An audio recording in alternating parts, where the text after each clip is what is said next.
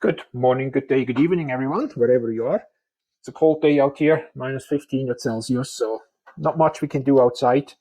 When I say Celsius 15, that's probably about 0 Fahrenheit. But anyways, today we're going to make Mom's baking powder biscuits. And again, I'm a novice cook or baker, whichever way, but we're going to try this. I'm normally pretty good following some instructions, so tag along and let's see how this works out for us. We'll start to get some of our ingredients together, but I think before I do that, I should preheat the oven. It says 445 degrees, so let's get on that. So we are on bake, and that's Fahrenheit, by the way. And there we go. And push to start. So we are preheating that. Let's see, that's all good. Take this out. The rack is on the middle of the oven, so that's what we want. And let's get some flour, a measuring cup, what else? More measuring devices, teaspoons, half teaspoons, a bowl. Let's get this purple on here. That should be big enough. I think salt we are missing. Then I gotta consult the list here eventually. Let's see, we got the flour, baking powder, yep, salt we got. So the shortening I need, so milk and the shortening. So I believe that's all the ingredients we need. So we have everything ready. There is no egg, there is no sugar based on this list. We're going to start with the flour. I got my cup here. I'm going to measure out the flour. There we go. And it says 2 cups. That's a cup here, just in case you are wondering. There we go. And I'll just sprinkle this loosely. So that's 1. And then here we have 2. I think that should be the appropriate measurements. So we are done with this one. So we're here, close the flour. And the oven we have reheated. So mix flour, baking powder, and salt. So we look at the baking powder, 2.5 teaspoons. So we take our measuring here. And is that a teaspoon? It says 1. Oh no, that's a tablespoon. Oops. That just about went sideways on us. It says TBSB. So let's find the teaspoon. 1/4, half. There we TSP. There we go. Now we got the right one. It says 2.5 teaspoons of baking powder. Okay, that's 1, 2, and about another half. So you would explain to people like you're just trying to learn how to make a few simple items. That's right. That's why I said novice, whatever how you pronounce this properly in English, whether it's cooking or baking. The only thing, and I think that's a long time ago I made, maybe I should try this in another video, is the butter twist. It turned out quite well, but anyways. As I say, it's chilly out there, so I'm trying to learn a few simple things here. And hopefully they work out. I think it's not too bad. If you watched our last video with the muffins, the 2 different, well, they both were blueberry muffins, but they kind of looked completely different, tasted the same. But anyways, let's get back to this. I digress. Before I forget what I've done here. I have flour in, I have teaspoon and a half baking powder, and now 3/4 teaspoon of salt. I think there are, if I guess, let me see, is there a 3/4 one that's half? Over salt, if anything, under salt. Okay, so in order just to play this safe, I take the half teaspoon here because it calls for 3/4, but now filling this spoon, something went a little bit beside. I think we are pretty close to the 3/4. Have all this stuff in, and I'm just gonna mix this real quick a little bit. The dry ingredients, that is. Just hopefully it doesn't make too much noise here on the camera with the spoon. So, Cass, what are you doing right now? I'm cutting or getting the shortening ready. How much is that? That's 5 tablespoons of shortening, and I'm just going. The paper has these handy little tablespoon measurements here. Yeah. So I just counted the 5. So I have that to the side here. That's going to be, well, they say cut in. I refer to as mixing it in, and then it asks for another tablespoon. That's get melted shortening. So I'm just going to cut the 1 tablespoon separately here. Here we go, and that should do it for the shortening.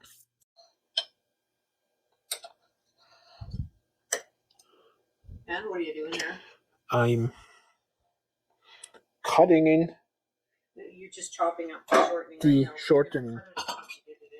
Flour. Still don't know what exactly mixing it in or cutting in, what exactly the difference is, but Mixing is stirring round and round, and cutting in is using that tool that I think I've given to you. okay. So we got the pieces in, so that's the culprit we're going to use here, and we're just going to Cut it in. do like that, I guess. Those are cutting edges. Okay.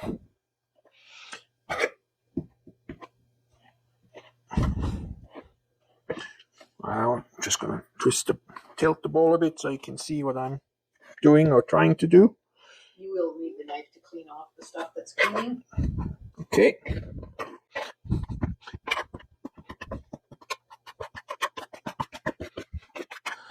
Okay, let's see what's clinging on to the...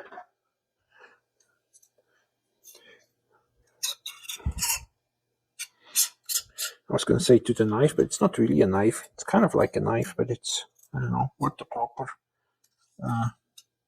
terminology is for this tool. Okay, let's do some more. Just cutting this all into the flour here. Oops, I'll make a mess here. I think that's probably good enough, so let's see what's next. Add milk a little bit at a time, but first you got to see how much milk do they want. 3/4 cup of milk. So Call the pastry cutter / blender. this here says, oops, no, That tool. okay, I just make a bigger mess, but pastry cutter / blender. It's the official name of this. 3/4 cups of milk. That comes out. I think we're done with this. 3/4. We double check here. Where is the milk? Milk. 3/4 cup of milk. We got here. It's 1%, but I don't think it matters if it's 2% or whatever you got, I guess. So it says add milk a little bit at the time and mix until the dough forms a ball. So right now it's just all floury. I'm just gonna mix in a little bit at the time here.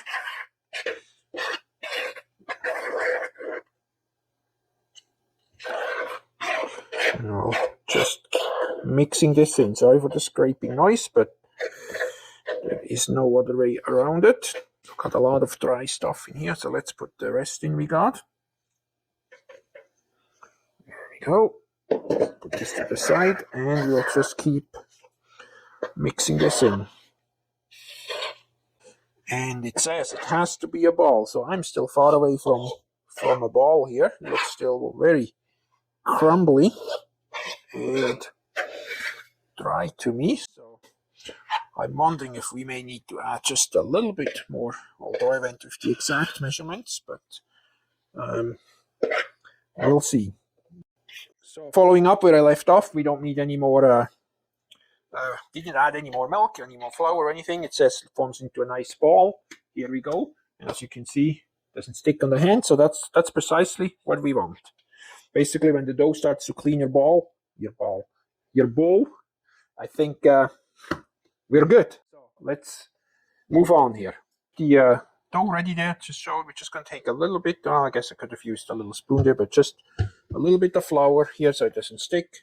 I'm not sure if I'm going to use the rolling pin, but I might because it's just a very small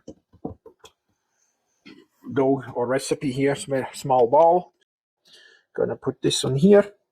And we want to leave it, well, you can make it as thick or thin as you want, but we want to have it about an inch. Because if we make it too thin, I think, and then Yeah, they raise a little bit, but not that much. And then the recipe says a half to quarter inch thick. Okay. It should actually say quarter to half. Because if they're too thin, then they just crumble and fall apart on you. Now, I'm not a metric an inch person, but I think we are getting pretty close here. A little bit down more. Okay. So I think we are getting more to a quarter, not a quarter, 3/4 of an inch. Yeah. I think. I think that looks about okay. Let's give it a try. Again, you can make your biscuits as big or small as you want. No, not technically. Well, what I mean is with cutting them. Oh. Yeah, The with radius. the radius. If you want to have bigger ones or smaller ones, so we use this. I don't know what that is, 2.5 inch, maybe roughly 3 inch. As I said, I'm not that good, so we just start somewhere here. And here we go. Maybe actually works, but maybe I put just some flour on here. So we're just gonna cut as many as we can here. And then we're gonna put the dough back together. I guess I only get one more out of here. Okay, so we got our fourth here. I'll just put them to the side for a minute because we're gonna put them into the shortening again, right? That's what it's called.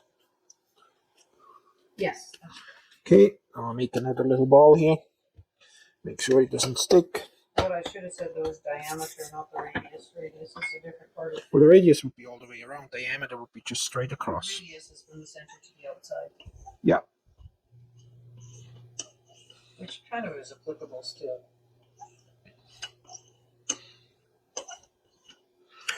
There we go.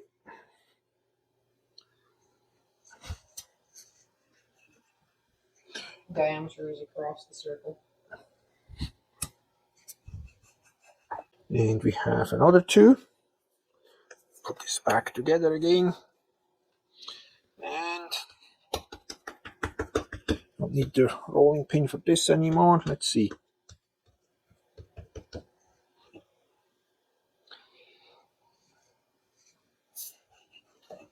And another one. But then this one might just be a slightly smaller one. Not too much. I'm just gonna hand shaping it, but let's give it some kind of a bit of an acceptable shape here. Here we go. Good enough.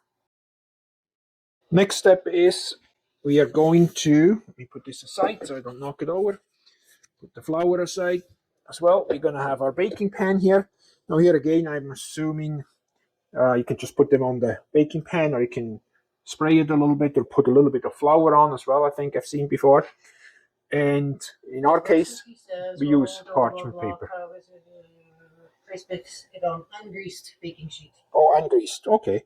So, but you could then potentially try to prevent it from sticking. Just put a little bit of flour on, just like we did on the counter, I would assume, but that's an assumption. So we have some more shortening here. Just trying to melt this all. It's still not melted completely, but there we go. All right, back in business. We put this in the microwave. You can see it's nice, soupy like now. Just gonna put them in here real quick. I'm just gonna give them a quick turnover and place them on here. 1, 2. Make sure you give them enough spacing so they don't stick together. So that's pretty straightforward. Go, got to give a little bit more space here. I guess got to make sure I put them in the right spacing to begin with, because they try to stick slightly on here. There we go. Gives us enough room. I have something in the middle here. There we go. And while we were doing all this stuff, we got the oven ready to the proper temperature already as well. There we go. I think that should be alright. Give them enough spacing. And they are ready for the oven. I guess you can tell which one I may just hand formed a bit. I'm not sure. But it's this one here. That's the last one. Okay, now we put them in. It's preheated to 445 actually. I put them in here to the middle. Just stay here. Careful you don't slide them off when you put them in. Here we go. The last thing to check is how long they need to be in there. Set the timer for 12 minutes. 12 minutes. So, push this one again. No, I don't want to change temperature. No, let's just leave that the way it is. Okay, here we go. Clock, set cook time. Yeah, and 12 minutes. 12. There we go. This style? Yeah. Let's say keep temperature. And hit enter again, or whatever. There we go.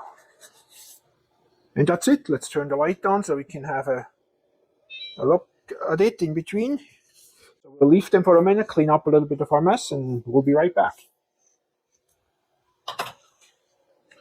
A quick update. We set it, as we recall, to 10 minutes at 445 Fahrenheit. So we are just about 544 left. So we're about halfway through the baking process, and I think they're rising nice and looks pretty good. So let's give them another 5 minutes and check back in. Okay. Well, see all the magic that happened in these 12 minutes. It's all nice and clean again.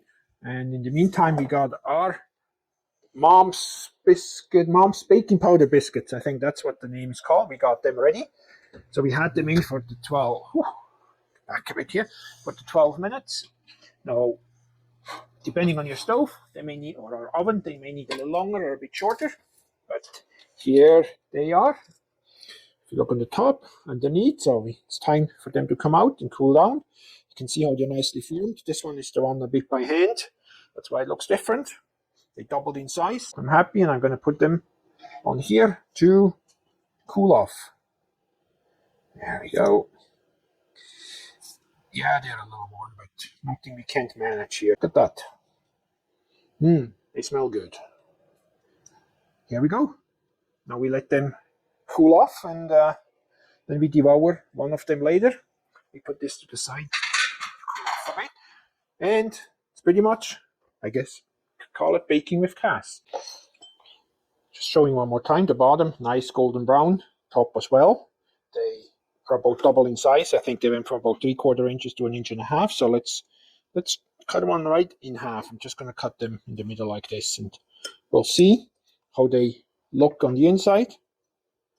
I think they look pretty good for what it is. And then all we do is we'll put some, I say butter, but we have some margarine here. It's salt-free margarine. I'm more of a butter person, but butter sometimes, if you don't take it out prior, it's pretty tough to spread on. They're still slightly warm here. I'll just put this on, and then you can put on extra like honey, jam.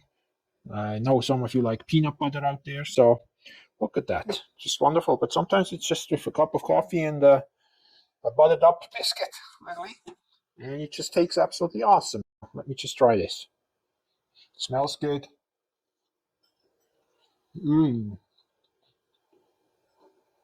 Tastes good. I'm happy with my creation. So, what do you think about cooking it? Okay, it's not cooking, but excuse me. Being unpolite here, talking with my mouth full. But anyways, baking with Cass. Not my strongest point, but I think this works out wonderful. Let me know in the comments. See you next time.